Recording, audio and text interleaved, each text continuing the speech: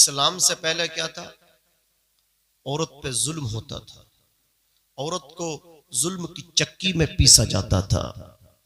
اسی ہندوستان میں اگر کسی کے شوہر کا انتقال ہو جاتا تو عورت کو اس کے شوہر کی چتا پہ زندہ جلا دیا جاتا۔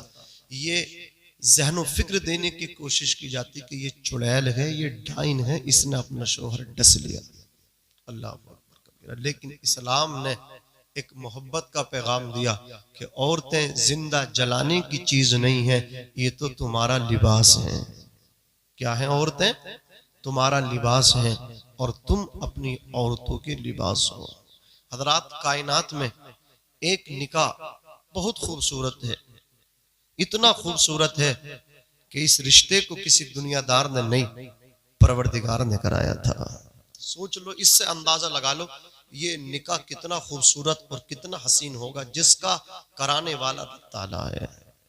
اللہ اکبر۔ وہ ہے مولا علی کا نکاح، سیدہ فاطمہ کا نکاح۔ عزیزان ملت اسلامیہ، حضرت علی رضی اللہ تعالی عنہ، آپ ایک ایسے جوان ہیں کہ جو مکے میں رہے تو حضور اکرم صلی اللہ علیہ وسلم کی کفالت میں رہے۔ مکے میں قحط سالی پڑ گئی اور ابو طالب بوڑھے ہو چکے تھے، سرکار کے حقیقی چچا تھے اور کثیر العیال تھے، آپ کے بچے زیادہ تھے۔ تو حضرت جناب ابو طالب بڑھاپے کی وجہ سے بچوں کا بوجھ اور کفالت کر نہیں پا رہے تھے، تو سرکار نے ارشاد فرمایا اپنے چچا حضرت عباس سے، چچا دیکھتے نہیں جناب ابو طالب جو ہیں یہ بوڑھے بھی ہو گئے ہیں اور کثیر العیال ہیں، یہ اپنے بچوں کا بوجھ اٹھا نہیں پا رہے ہیں، قحط پڑ گیا ہے، چچا ایک کام کرتے ہیں، ایک بیٹے کو ابو طالب کے آپ لے لیں اور ایک کو میں لے لیتا ہوں۔ تو حضرت جعفر بن ابی طالب کو حضرت عباس نے اپنی کفالت میں لے لیا اور حضرت علی رضی اللہ تعالی عنہ کو حضور اکرم صلی اللہ علیہ وسلم نے اپنی کفالت میں لے لیا۔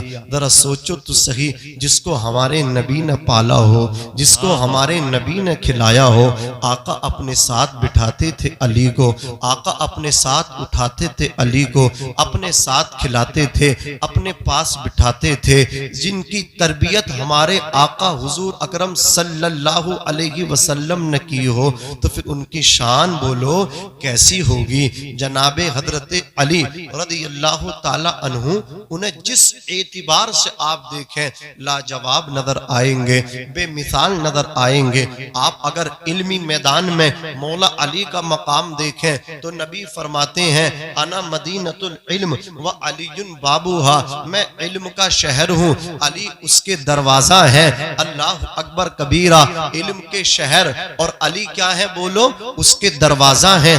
آپ اس جلسے میں آئے ہیں، مجھے بتائیں تو صحیح، اگر دروازہ نہیں کھولا جاتا تو نہ میں یہاں آتا، نہ آپ کی انٹری ہوتی، نہ میرا داخلہ ہوتا، نہ آپ کا داخلہ ہوتا۔ اگر آپ اس جگہ بیٹھے ہیں تو پہلے دروازہ کھلا ہے، پہلے گیٹ کھلا ہے۔ کیا مطلب اگر آپ علم لینا چاہتے ہیں، کیا مطلب اگر آپ اللہ اکبر علم دین حاصل کرنا چاہتے ہیں، آپ قرآن کا علم لینا چاہتے ہیں، آپ حدیث کا علم لینا چاہتے ہیں، آپ اسلام کی نالج لینا چاہتے ہیں، آپ آخرت کے بارے میں جانکاری حاصل کرنا چاہتے ہیں، آپ جنت کے بارے میں جانکاری حاصل کرنا چاہتے ہیں، آپ خانہ کعبے کے بارے میں جانکاری حاصل کرنا چاہتے ہیں، آپ حضرت آدم کے بارے میں نالج لینا چاہتے ہیں، آپ حوروں کے بارے میں جانکاری حاصل کرنا چاہتے ہیں، آپ اسلامی نالج لینا چاہتے ہیں، آپ اسلامی جانکاری لینا چاہتے ہیں، قرآن کا علم حاصل کرنا چاہتے ہیں، اللہ اکبر، تو آپ کو شہر میں جانا پڑے گا۔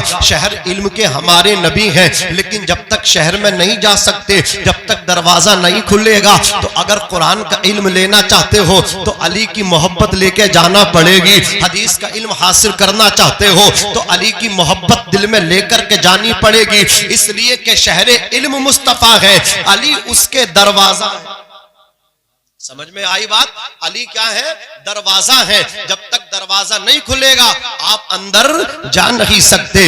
عزیزان ملت اسلامیہ، یہی حضرت علی رضی اللہ تعالی عنہ ہے۔ میں آپ کو ان کا علمی مقام، ان کا علمی مرتبہ سمجھانا چاہتا ہوں۔ حضرت علی ارشاد فرماتے ہیں، اے لوگو اگر میں سورہ فاتحہ الحمد شریف پہ قلم اٹھاؤں، اس کی تفسیر کرنا شروع کر دوں، اس کی تفسیر لکھوں تو اتنی کتابیں اکٹھا ہو جائیں گی، تفسیر کی اتنی کتابیں بن جائیں گی کہ 70 گھوڑوں پہ اللہ اکبر کبیرہ، 70 اونٹوں پہ ان کی کتابوں کو اگر اللہ اکبر ڈھویا جائے گا تو تب بھی عزیزان ملت اسلامیہ تفسیر کی سورہ فاتحہ کی تفسیر کی کتابیں کم نہیں ہوں گی۔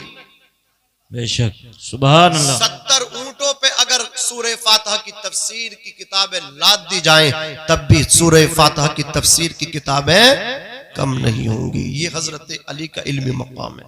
اور سنو حضرت علی رضی اللہ تعالیٰ عنہ کے چاہنے والوں کہ جتنے دنیا کے اندر علوم ہیں، جتنے علوم، علم کی جمع علوم ہے، جتنے علوم دنیا کے اندر ہیں وہ سارے علوم قرآن میں ہیں۔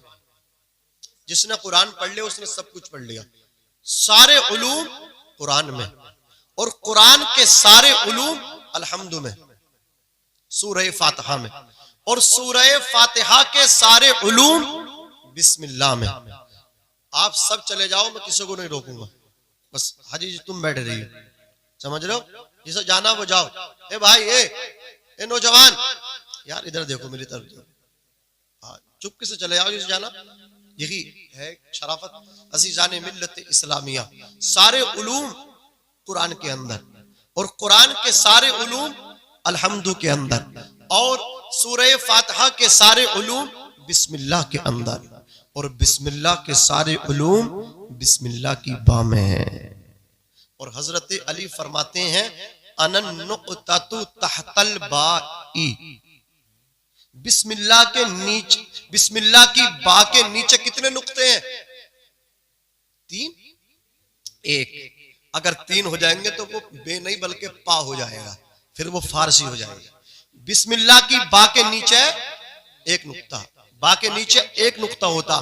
حضرت علی فرماتے سارے علوم قرآن میں، اور قرآن کے سارے علوم سورہ فاتحہ میں، سورہ فاتحہ کے سارے علوم بسم اللہ میں، اور بسم اللہ کے سارے علوم بسم اللہ کی با میں ہے۔ فرماتے انا النقطۃ تحت الباء، فرماتے با کے نیچے جو نقطہ ہے وہ میں ہوں۔ ذرا زور سے کہہ دو سبحان اللہ۔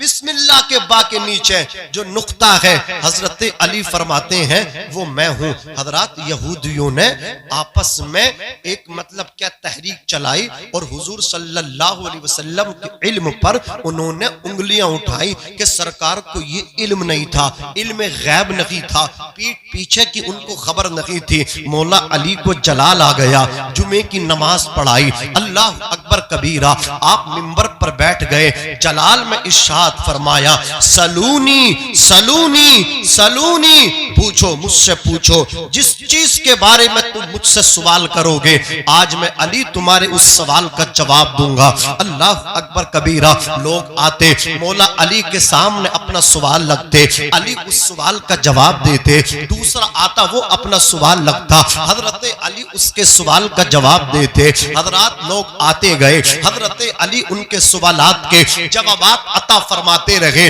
دیکھتے ہی دیکھتے حضرت جبریل آ گئے، روح الامین آ گئے، بلبل سدرہ آ گئے، طائر سدرہ آ گئے۔ حضرت جبریل لباس بشری میں آ گئے، آدمی کا لباس اوڑھ کے آ گئے، اور آ کر کے کہا اے علی تمہارا یہ دعویٰ ہے کہ تم سے جو بھی سوال کیا جائے گا آپ اس کا سوال دو گے؟ کہا ہاں میرا یہ دعویٰ ہے، جو مجھ سے سوال کیا جائے گا میں اس کا جواب دوں گا۔ تو کہا اگر آپ کا یہ دعویٰ ہے کہ آپ سے جو بھی سوال ہوگا آپ اس کا جواب دو گے تو میرے سوال کا جواب دیں۔